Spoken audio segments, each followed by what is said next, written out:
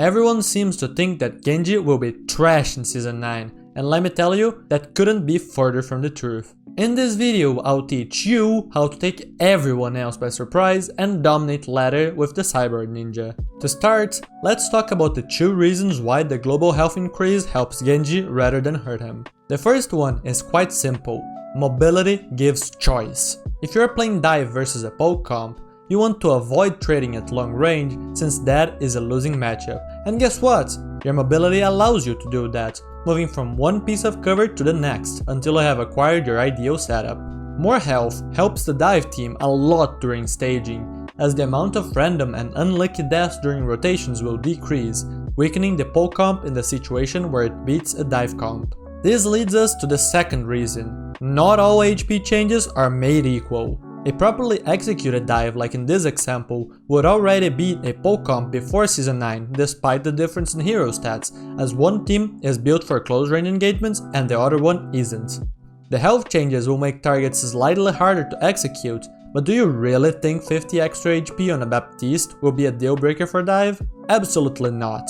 Meanwhile, dive characters will be significantly harder to kill, as their mobility is what kept them as some of the squishiest characters in the game, at least until these changes happened. Now, they not only have the tools to avoid damage, they are also decently tanky as well.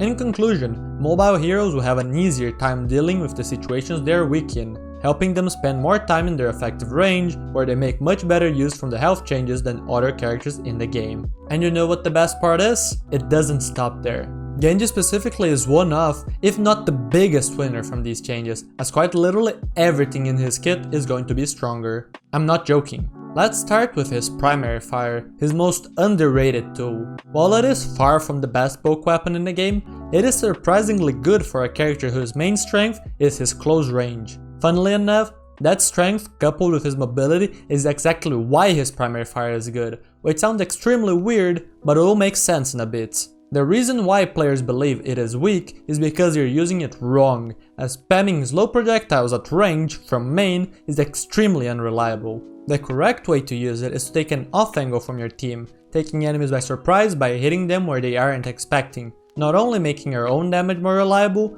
but your team's as well, as you split attention from the enemy team and compromise safe cover spots, just like adding more lights to a room decreases the amount of shadows it has. Genji is great at creating and holding off angles because of how strong he is at duels, as pushing him usually means walking into his most effective range. Even if you can push him, he has the mobility to either dodge you and keep harassing your team, or run away, making him very hard to punish.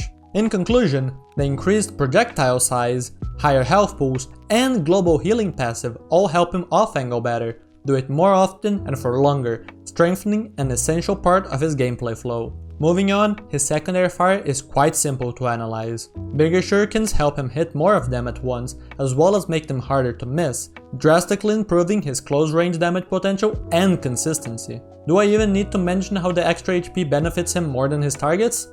No? Great! His cooldowns are affected in pretty interesting ways. Dash, for example, can apply the new DPS passive debuff to an entire team, which is a pretty significant buff, but probably isn't as strong as it sounds due to practicality. More HP, on the other hand, helps it immensely, as one of the biggest issues it has is its reliance on a kill to get you out of trouble. But as you are probably tired to hear already, being tankier helps you disengage without a reset, as well as make it easier to close the gap without even using the cooldown in the first place, giving you the flexibility to use it offensively or defensively. And guess what?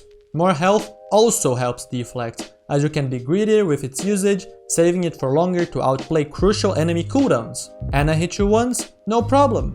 You can still take another hit before reaching shot plus nade breakpoint range. Lots of character interactions are gonna change drastically, so make sure to subscribe to the channel so you don't miss my updated matchups video. Last but not least, Blade is getting arguably the biggest buff out of everything in Genji's kit, as not only does it benefit from the global changes a lot, it also got a direct buff in the form of more frequent swings due to a smaller recovery period between them. Quite literally, every single Genji main in the whole world seems to think Blade is somehow getting weaker, so make sure to use what I have to say to become one of the few that can reap the benefits of these changes. Let's start by talking about why this is the case. Nanoblade Crutch.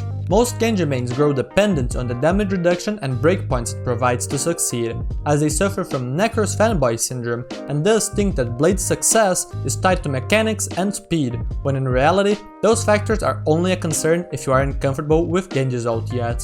What's actually important is what your opponents can do to shut you down, also known as counterplay. This term is great, as it's very easy to remember during a match, and it covers everything that you have to deal with, such as the incoming damage and resources available to either kill you or stop you from getting value, such as damage negation / reduction, mobility to run away, and more. So, whenever you want to ult, ask yourself, what counterplay options do my opponents have? For example, if you're trying to blade a Kiriko pocketed Brig, the answer would be Suzu, Shield Bash, and Whip Shot, as the damage output isn't that high. This means that you must bait Suzu before committing to a burst combo, as well as be careful with your distance, since Brig can both boop you away or run. Let's see how it would work in practice. I climb the roof and dash above my target, getting a swing in and double jumping right above their head. The surprise factor makes the supports panic, baiting Suzu and Shield Bash out immediately. After seeing which direction Brig decided to run towards, I use my dash to chase and deflect between swings to prevent her from booping me with Whip Shot, guaranteeing the pick and the fight. This play wasn't fast or mechanically demanding, it was smart, and that's why it worked. If I had tried to go fast, Suzu would have negated my swing dash swing combo, Brig would have gotten away with Shield Bash and I wouldn't even be able to salvage the play by swapping targets, as Kiriko would just teleport away. I'm not trying to say you can't be flashy, rather that you need to earn the opportunity to look cool by making sure you can outplay your opponent's counterplay options. Now that I have explained how to properly use Genji's ult, it should come as no surprise that the global changes combined with the swing recovery speed buff make it a menace at the hands of a smart player, as the added health and new DPS passive will make disciplined plays like this one a lot more consistent and powerful, giving you much more control over the outcome of matches. And now, let me tell you a very important story. It's the tale of a man named Stubb. He was a physically gifted basketball player. Tall, strong, fast. What more could you ask for? Yet despite all of that, he couldn't win matches. But why? It's quite simple actually.